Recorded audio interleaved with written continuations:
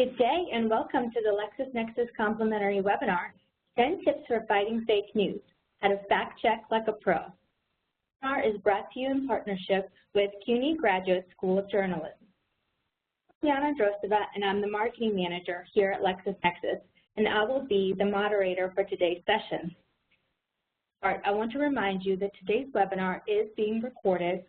Our speaker will respond to questions of her presentation via the web, and those of you logged on to WebEx are encouraged to submit questions throughout the conference by clicking on the Q&A button in the upper right corner of your WebEx console or in the full screen. On the question mark Q&A icon on your floating events control panel, simply type your questions in the open Q&A panel and click Send. LexisNexis is a leading global provider of legal, regulatory, and business information and analytics that helps professional customers make informed decisions, increase productivity, and serve their clients better. Nexis Professional, which serves customers in more than 175 countries with 10,000 employees worldwide, is part of RELX Group, a world-leading provider of information and analytics to professional and business customers across industries. Our speaker today is Barbara Gray. Barbara Gray has 20 years of news research experience and is a Chief Librarian and Research Methods Professor in the Graduate School of Journalism, the former Director of News Research at the New York Times, and is currently writing a biography of a 19th century. Barbara can be found on Twitter at Barbara Gray. I'll turn things over to Barbara to begin the webinar. Thank you so much, Juliana, and thank you very much to Lexis for inviting me to share this presentation. And thanks to everyone for joining. I thank you for the kind intro. I wanted to just tell you a little bit about the CUNY Graduate School of Journalism. We're the only publicly supported graduate school of journalism in the Northeast. Our students, our faculty, and our staff reflect the diverse population of New York City. And we're home to the Center for Community and Ethnic Media. We also created the first degrees in the country for a master's in entrepreneurial journalism and a master's in social journalism. We also recently received $14 million funding for the News Integrity Initiative, which is a global consortium that's focused on helping people make informed judgments about the news they read and share online, and ultimately to advance news literacy and increase trust in journalism. This is, part of why I'm speaking at every opportunity that I can about fact-checking and fake news. I also wanted to tell everyone about CUNY-J+, which is our professional development training site. It gives digital skills classes like video storytelling and research. We do group training, summer boot camps. We will actually come to your organization, be it a nonprofit or an ad agency, because everyone needs to know how to tell stories, everyone needs digital skills, and everyone needs to know how to research.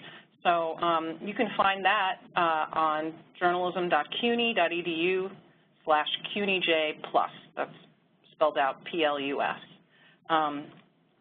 So let's talk a little bit about fake news, which is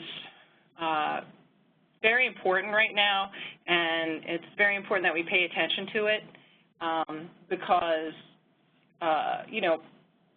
we are at a time when actors and entities in the world are attacking our institutions and trying to foment distrust in our institutions and in our democracy. And, they're doing it by sharing misleading and, misinformation and disinformation. And that's stuff that we share all the time on social media, and it's had a real impact on possibly our recent election and on our lives and on the truth itself. you know, the Oxford English Dictionary's word of 2016 was post-truth. I don't want to live in a post-truth world. I don't know how you feel about that, but so I wanted to share with you some skills to help you quickly evaluate, you know, news. Some of it's more subtle than others, but, you know, it has earmarks that you can recognize. So that's going to be the first part of my discussion, and then the second part is going to be, you know, to fact-check your own work. So you need to build credibility in your work. You need to make sure that people trust that you're verifying and that you're fact-checking what you give them. And it can have a big impact on your business, on your credibility as, you know, a worker or as a professional. So let's get started. Every class that I teach, every student that I have, and you know, every presentation that I do, I think the most important thing to take away is to be skeptical. And skeptical is not a bad thing. Cynicism is a bad thing, and cynicism is what develops if you are continually finding out that, you know, someone or some organization or a media organization is sharing fake news, or just getting their facts wrong, even if it's not on purpose. So it's important to develop a habit to verify before you share. And one thing about journalism is that it's a discipline of verification. It's built in for us to assume that we're wrong, or that even the information we've been given by a source is wrong, and seek corroborating evidence before we can trust that information, which is why, you know, some of the processes we go through could be helpful to every other discipline when it comes to verifying and to, you know, making sure you're not spreading fake news. Accuracy equals research. So, you know, that's my discipline, it's research. So accuracy, verification, you have to do your research. So it requires a little bit of research and a little bit of, you know, building a habit for yourself. So you have to, the point is to create your own habit of fact-checking at work and in life. You know, we all learn to recycle and to throw away our litter and, you know, lots of other things. We're riding bikes more now rather than, you know, cabs or cars. And you know, if we could learn to do that, we could learn how to treat the proliferation of information that's coming into our lives and not, you know, make the truth actually count for something and not continually spread fake information or, you know, use it in a way that could be detrimental to our professional lives. And it's actually just, in my opinion, a civic survival skill and a duty in a quote-unquote a post-truth world. Let's hope we don't exist in that world, that post-truth world for very long, and that we know how to take the reins back. This is a cute slide that I saw on keepomatic.com, and they were kind enough to let us use it for educational purposes. But it says, be skeptical and check Snopes. And Snopes.com is one of those debunking fact-checking sites that's been around for almost as long as the Internet's been around for. And I'm going to be referring to that today. So there's a couple of, you know, easy technological ways, you know, solutions to making sure you're not spreading fake news or using fake news. One is called, it's a new one from Indiana University called Hoaxy.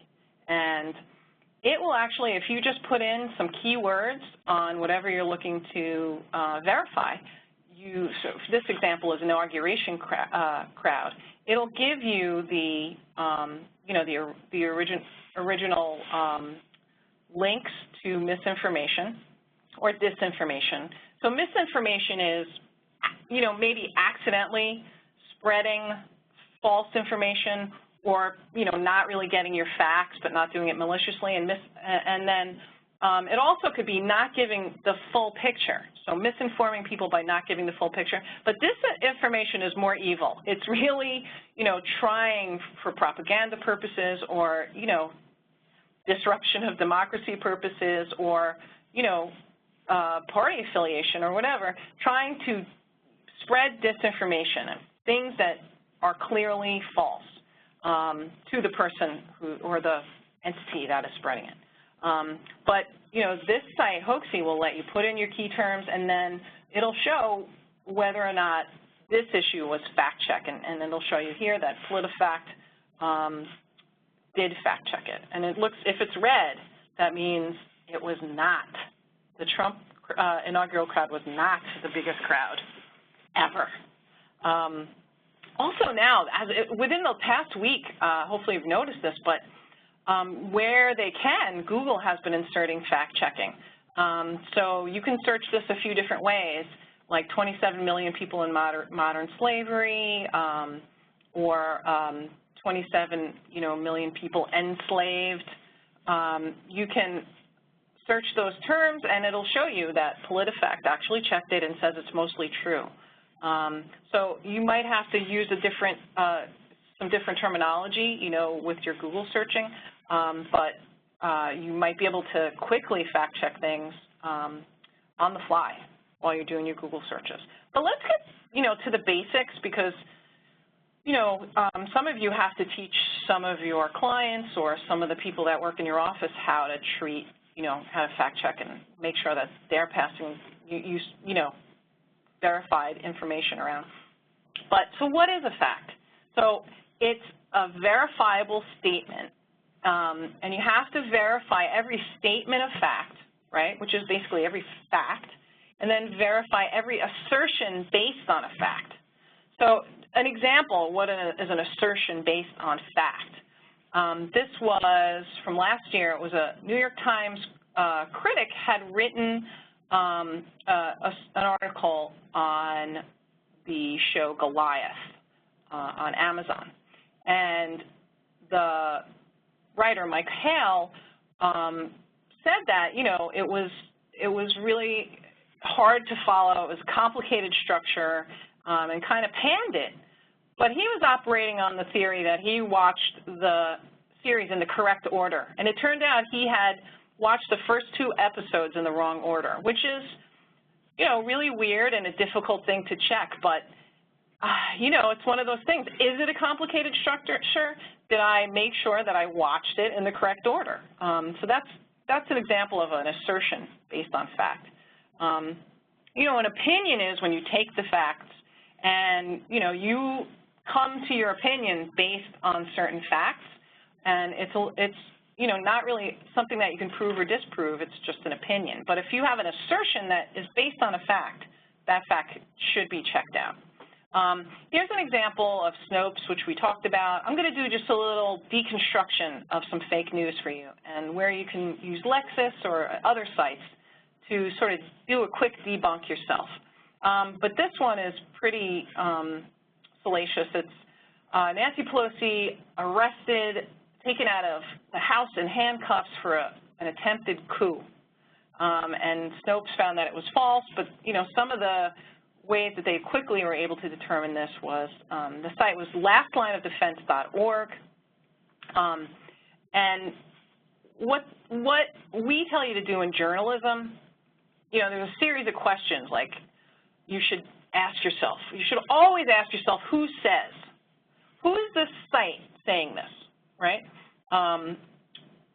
When you're evaluating anything, too, not just news. But you should always check out the About Us page. That's pretty easy and not always enlightening, but many times it may be. And then you can do other things like just, search the site on Lexis, or you can search woxy.com, which, so that's WHOXY. I'll show you the example of that in a minute, .com, and it's a domain registry info. So you can see who's, at the source of the info. Scrutinize this organization or website that's sharing this story. And if they're citing sources, go to that source. And if they aren't citing any sources, that's a problem. But first of all, here's the About Us page of Last Line of Defense. Pretty weird, but it says, right on it that it's satirical and total baloney, actually. So, some other alt-right sort of sites picked up on this and shared it And, you know, I'm sure many of our relatives and friends on social media shared stuff like this too. But, you know, that's the least you can do, right, is look at the About Us page. Here's a site called Woxy. Now, I love Woxy. First of all, it's free. You can type in a domain. You can search by name. You can also search by email and company. So if you have any information on an organization or a website, you can type the information in here, and this is what came up for last line of defense, which is really interesting. So they actually registered through a third-party registrar, which is GoDaddy, but the information is still on here, and the reason I believe that it's still on here is because they keep historical information. So you see it was originally registered July 2014, and on the right you can also see they use that name to see the name of the registrant, right, to see what other websites they have. And they have, on the right, HawaiianMilitaryLawyer.com, JapanMilitaryLawyer.com. Very interesting. But you get a name of a company, an individual's name, you get an email, and a phone number. So this is pretty interesting and telling. It's interesting that he's a lawyer and he's, you know, spreading this fake news, but, you know, there is freedom of speech, and he does do a disclaimer. So it's really in your hands, right, whether or not you share this kind of stuff and do like the minimal amount of diligence to find out if it's true. Now, I'm just going to give you an example of if you want to go further with, you know, a name that you find or an email even that you find that's associated with a website. You can go on Nexis. I'm in the news platform of Nexis here, and I just did the Timothy within 2 Bilecki, right, in all available dates and all available publications, well, actually all news. And then I found 11 results, right? And it turns out Bilecki is a military lawyer. He's a military defense lawyer. So when, you know, people in the military are criminally charged, he defends them. And one of the links is to Japan Times in Lexis, and it linked right out to this story, which it's a YouTube video of Bilecki talking about not guilty verdicts for one of his clients on child sex charges after they were involved in a sting operation. So you're really getting just, you know, in 2 steps, getting a lot of information about who's behind sites. Now, from that same, you know, piece of misinformation, right, or actually disinformation, it says the Special Agent Matthew Dirk Moore gave this information, and that's kind of a dumb name, so my apologies to any Dirk Moores out there, but it seems like it's a fake name. But I went into Lexis Public Records, which is a good first stop. There's some other great sites on the web like Spokio or Qbib that you can do. It's C-U-B-I-B, where you can do public record searches. But if you have Lexis, you know, it's one of the most powerful searches that's available. So you can just do a name search with Dirk Moore to see if he comes up anywhere. And he doesn't come up anywhere. So unless he got his name scrubbed because he's a special agent, it's kind of possible that he doesn't exist. Now, you want to always ask yourself, the second question is, how do these people know? What makes them an authoritative source, right? Have you heard of them before? And what's their expertise in knowing whether or not this is true, right? Or, you know, for the Nancy Pelosi case, I would want someone who follows Congress, right? Or, you know, is a White House reporter or so, you know, another way is to just go directly to those fact-checking sites really quickly. Go to Snopes.com, PolitiFact, FactCheck.com, and there's several others, and we're going to give you a handout later. We're going to ask you if you want a handout, and it'll have a link for all of these different sites that you can search to find out really quickly if all news that you've already seen has been debunked. So you don't share it or use it in your work. What don't I know? So what facts are being left out? You know, do other reliable sources challenge these facts, you know, like the New York Times or, you know, Washington Post or BuzzFeed? Are they biased, right? So if you look back at lastlineofdefense.org, you know, it said it was a Christian site, a patriotic site. You know, sourcewatch.org is an option. They're from the Center on Media and Democracy, and they look for connections between websites and corporations, and you can search on there. They pull up a lot of misinformation and disinformation and fake news sites. So that's an option, and also WOXI, like I said before. And then do the gut check, the smell test or the gut check. So does this seem outrageous to you? Don't just believe it because it evokes an emotional reaction in you. That's what this stuff is designed to do. You have to check it out. You have to check it out, or just can it. Don't use it. You know, research how other sites have used it. And don't mistake quantity for quality on Google, right? Fake news proliferates. Just because you see lots of links about a news item doesn't mean it's true, right? You have to consider the source of information. So just another recap about evaluating your source. Look at the domain registry, the About Us page. Do you recognize the domain? Is it a .gov or .edu?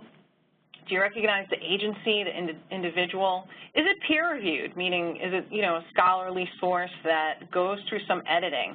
You know, and that's the other thing about reliable sources and journalistic sources. They have a discipline of verification. They have an editing process. They have a process by which, if there are corrections to be made, they, you know, are transparent about making those corrections and telling you what happened and why. If a site doesn't have that sort of thing, you want to be wary of it. Go to the original source. Is the info current? Is it, you know, from however many years ago during the recession? And then look out for satire. Satire is always there, and sometimes it can get you. That really can rile you up, too, and before you realize that it's just a joke, you know, you've already sent. You already shared it. Now, confirmation bias, that's the tendency to favor information that already confirms what you believe, right? So if you are interviewing someone and they have a great story, it makes everybody feel good, and it's going to be a great story. It's the only way to know if it's too good to be true is to think about every possible hole in the story and, you know, who could corroborate this information. The only way to thwart confirmation bias is to counter-argue your source's assertion, right? So if they say this happened to them, you have to find out, like, what are the records that back them up? Did you tell anybody, you know, contemporaneously at the same time that this happened? And actively seek out contrary information or people with contrary information. And rigorously test and verify every fact or assertion before you publish it, right? So you'll be able to stand by the accuracy of your work product. And once again, things that sound nuts or give us that really deep emotional reaction and feeling of outrage, they're designed to do that. They're designed to you know, to address these biases that we already have, that we may not even know that we have. But if you feel that emotional rush, back away for a minute and, you know, go through your discipline or your habit of fact-checking. And once again, always go to the original source. Here's an example on Wikipedia. The New York Times was looking for how many total sales there were of Catcher in the Rye. And on Wikipedia, they cite the Washington Post 2007. The only problem is, so Jimmy Wales, the founder of Wikipedia, was at New York Times, and he said, Wikipedia is a good place to search, but a horrible place to end your search, because it's a great place to start, but if you are using that information as like a sole source or the final source of your information, you're really not sure if it's true unless you go to the original source. That's the whole thing.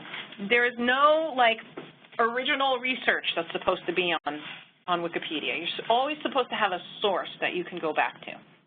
And we went to the source that was on Wikipedia, and it said 10 million. It did not say 65 million. So already, you know, you said, well, I had a source. It was what Wikipedia said was in Washington Post. Well, you didn't go to the Washington Post. So we did the search in Google. It's Catcher in the Rye, million, sold or printed. And then we did Harold Ober, which is the publisher. We put that in there. But in the meantime, we also tried, publicity for the book, for the publisher. They did not want to give us the information. We also tried, Harold Ober, the agent. But back to this Google search, so we went on Google and we did this search here. So Catcher and that little asterisk will give you within so many words of rye. And then million, we wanted to know, there's at least a million, so we put that in there. And then we found this on Google. 35 million copies of it have been sold worldwide. And we found it in a court document. And when you're fact-checking your own work, court documents are a great source, really underused source for factual information because it's sworn information. And it turned out that the agent had already signed an affidavit that told us what the answer was, even though we couldn't get it directly from them. So once again, you have to keep, we're going to go on to the fact-checking your own work now, like a journalist. Keep meticulous track of and notes about your research, including the methods and the sources you used. You may have to turn over your research to general counsel at your work, or at very least, you might have to address how you found it with your boss, right? So keep track of everything and, get screenshots, just keep notes of your work. So what should you check, right? You should always check. These are the things that, and I got this from the Fact Checker's Bible, but all fact checkers know these are the things that trip everyone else up the most. It's proper names, places, any references to time, distance, date, or season, physical descriptions, references to anyone's sex, especially now, you should ask how people want to be referred to. Quotations and facts within quotes. If you can't just put down any fact that anyone gives you unless they're an authoritative source, right? And then any arguments, like I told you, or narrative that depends on facts, assertions that depend on facts. Those facts have to be checked out. The most common mistakes, numbers and statistics, millions and billions, ages. Be very careful of superlatives. They're almost impossible to verify. You can couch them, like one of the only or one of the first, if you can't find the definitive number. But and also check your dates. And then frequent sources of error are when you work from memory, you make assumptions, right? Or secondhand sources, not going to the original source. Working from memory, there was an article in the New York Times by a reporter named John Noble Wilford, who covered the moon landing for the New York Times. And for the 40th anniversary, he did an article in the commemorative section, and he said that there was a full moon. And it turned out, he was there and all, but his memory wasn't that great because the Amateur Astronomers Association of New York did a little detective work and realized that it was a waxing crescent moon and not really a full moon. And that's not an earth-shattering fact, and it's a mistake. But if you make assumptions or you assume that your memory is correct, you can make errors like that. And this was just in a one-month period that I searched randomly in the New York Times about corrections for million and billion, and there were 4 of them in just 1 month in the New York Times. It's one of the easiest ones to make, and it really does have an impact. So be very careful of that. This is one of the worst examples ever of fact-checking errors and just how easily they're made. So this was an appraisal, which is kind of an obituary, and obituaries are the easiest things to make mistakes in. You'll see the most corrections in obituaries frequently because it's just fact, fact, fact, fact, fact, fact, fact, right? It's like all the facts of your whole life. And these were the kinds of corrections that were made. I haven't even gotten an updated one of these. I'm sure some people have found even, more of them. But stuff like, the date of Dr. King's assassination, the name of the broadcast for ABC, whether or not the date of the moon landing. I mean, pretty egregious errors. And it was because everybody else, even though it had many editors and an author, of course, a writer, a reporter, wasn't adequately fact-checked. This is just an article in, it's an aggregation site, and it's called The Stir, and I was doing a tutorial for this group because they were really good writers, but they didn't have a journalistic background in terms of verifying facts, right? So they found a fact on the web that they were writing about, and it said approximately 20 billion tampons and pads end up in North American landfills every year. But they don't source it at all. And, this is also not a life-altering fact, but this is one of those facts that travels around the world, forever and ever, and really, really irritates me. And, it could be as simple as finding, how many are sold, right? So if 402 million pads are sold and 185 million tampons are sold, 20 billion, and these are units, like single units of these items. And, Statista is a really great source that you can find in a library, or you can purchase it. It's not that expensive if you work for an organization. That gives you really quick access to data and statistics, and they source IRL store brands, which is an industry publication for, grocery stores and drugstores. And so a tip I have, and I always do this, like have students get physical with their work. They also have to fact check each other's work, which is horrifying and harrowing, but it's a good lesson. So get physical with your story and just print it out and circle every fact. Circle every one of the facts, and you'll see, like, everything in this darn article or report that I'm writing is a fact, and it sure is. And that means that you have to have a source for that information, and that has to be an authoritative source.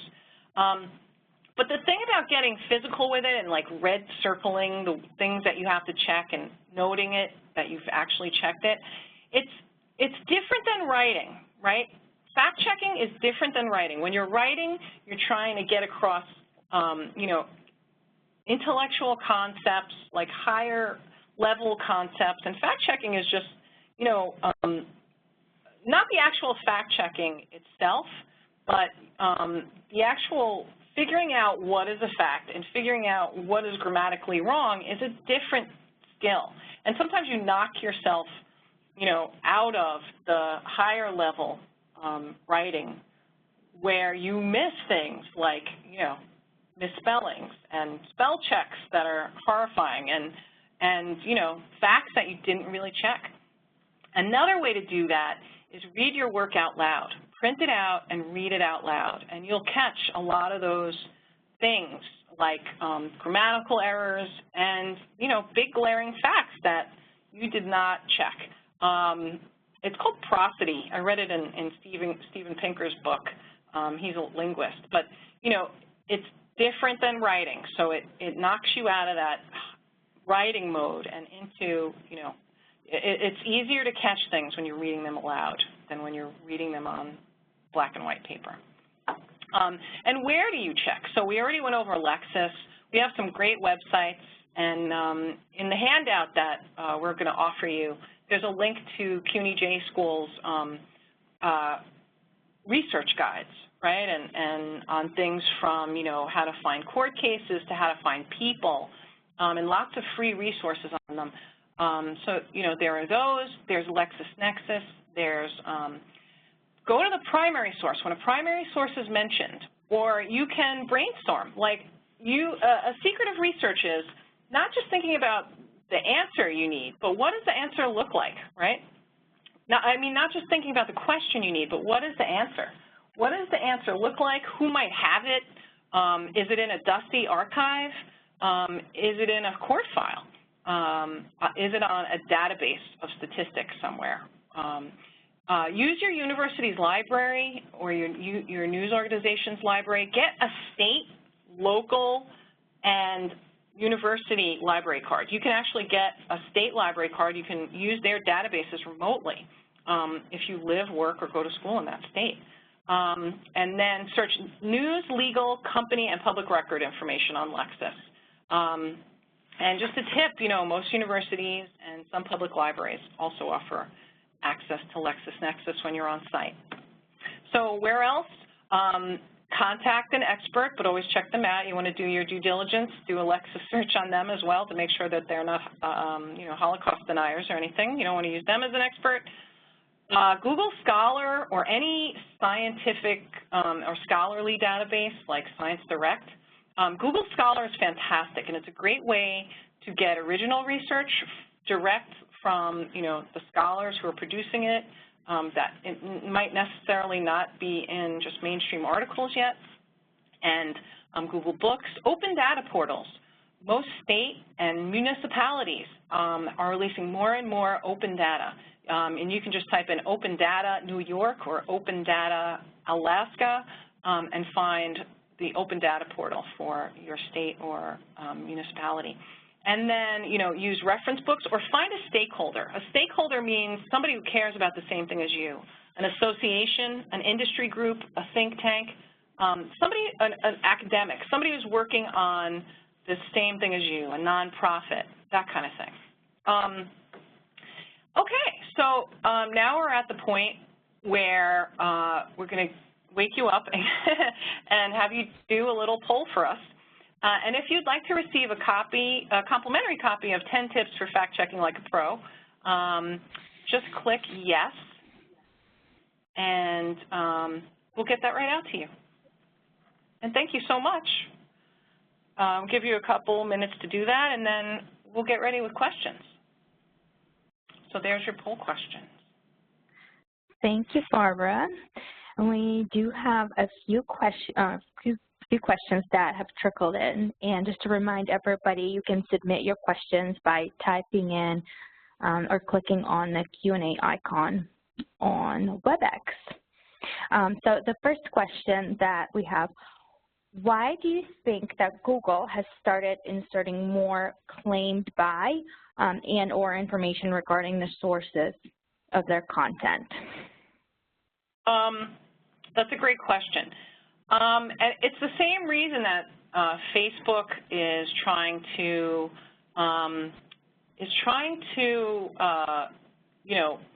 allow users to flag fake news. There are other institutions who are trying to do the same thing. And it's because we're all horrified that, fake news is able to proliferate so quickly and so easily, and sometimes, without organizations like Facebook or Google or Twitter realizing it, there are people that can game everything. There used to be, on Google, there used to be tons of these, I forget what they were called. They were like information mills. They didn't have any authority, and they would just put together lots of information with lots of, they would game the search results so that you'd always end up on their website. And Google was able to change its algorithm to totally get rid of those. And I forgot what year it was, but it was a while ago. And it got rid of most of those. They weren't coming up to the top of your results. Like you had more authoritative results show up. And this is sort of like the next evolution of that.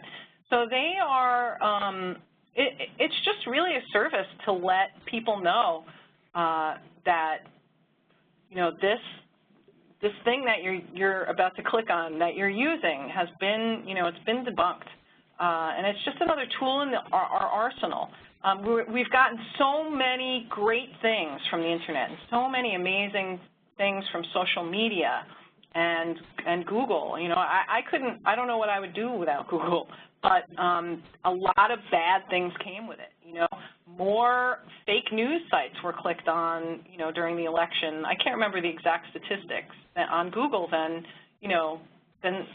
some other things. There were they're just really trying to help us be informed with you know, not fake information. What good is information if it's fake, right? So I hope that answers your question. But I was really glad to see that, and I think it's going to help people who don't really have the skills or the time to you know, absorb that, and it might change the way, you know, we use information if we know what we're looking at. Great, thank you so much. And speaking of social media, do you treat regular sources differently than the social media sources when fact-checking? Yes and no.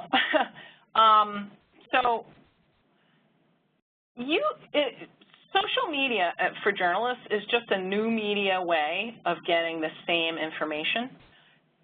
But if someone came up to you in the street and said, I just saw this explosion and here's what I saw, you know, you would do the same thing that you would do to verify social media. You would find out who else is talking about it, right? You would go and ask other people who live there or who might be there. And you do the same thing on social media. You'd see, are other people verifying the same incident in the same way? And what's their authority? Have they, you know, tweeted or have they posted on Facebook from that site before? You know, do they regularly post things about that place that would put them there, would give them some authority?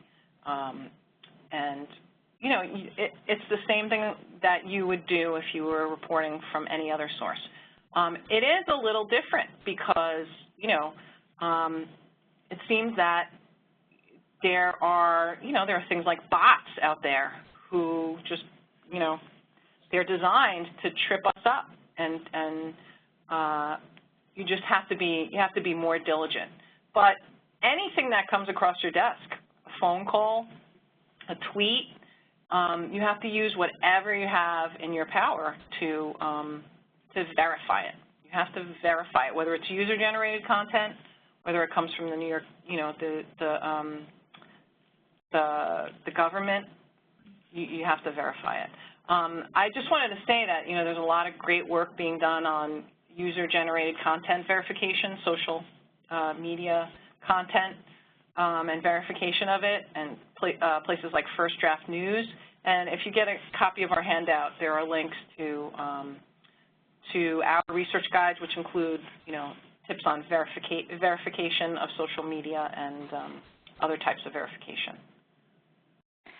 Great, thank you. We have another question that says, I had a question about fact-checking using court documents. Some documents, for example, complaint fields in lawsuits aren't necessarily 100% accurate. Could you talk a little bit more on relying on court documents? Sure. No, that's a great point. So court documents have in a civil case, let's say. So in a civil case, the complaint is the plaintiff's side of the story, right? And then the answer is the defendant's side of the story.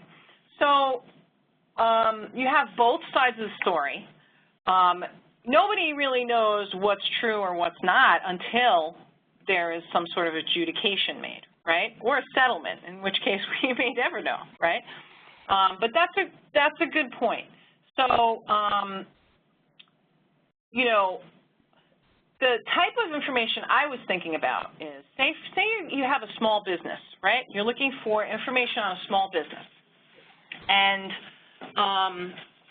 you So privately held businesses don't have any filing requirements like a corporation does. They don't have to file with the FEC. They don't have to publicly tell us a lot of anything, right? Sometimes we don't even know specifically who owns them, okay? That can happen too.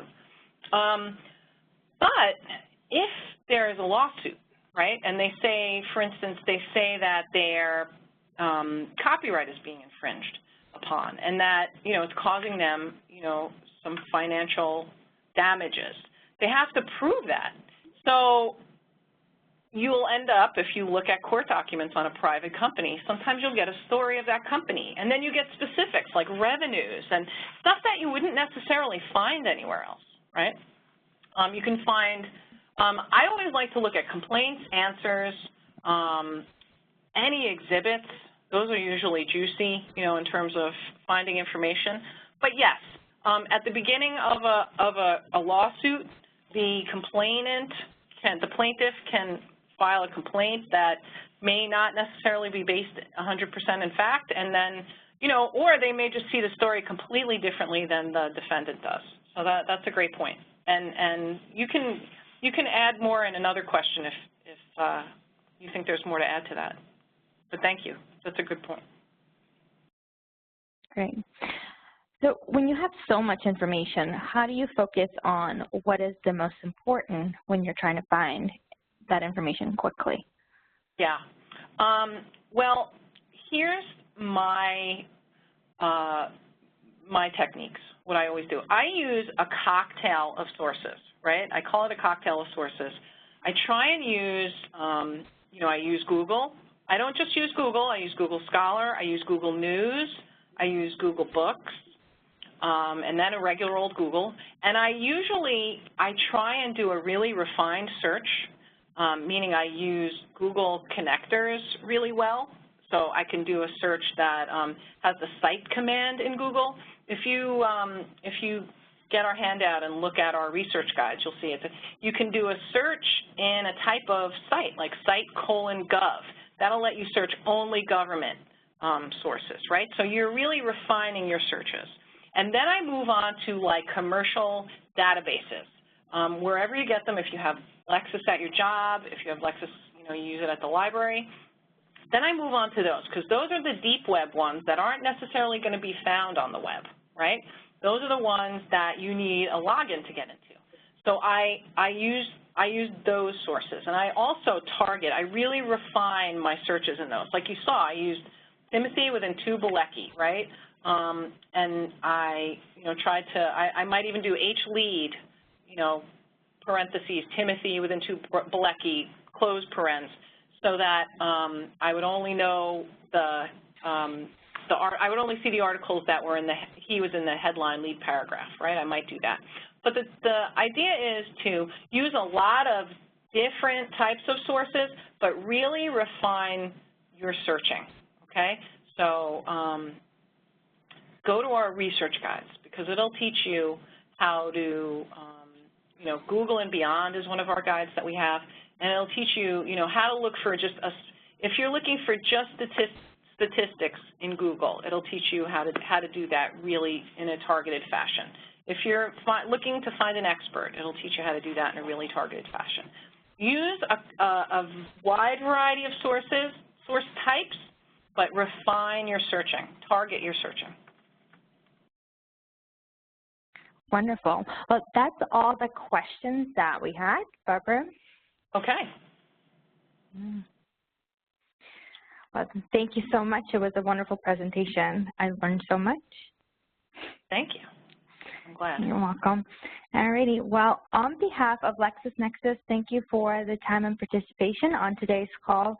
You will receive an email within 1 or 2 business days that will alert you to the on-demand status of today's event. This concludes our live webinar. Thank you so much and have a great day.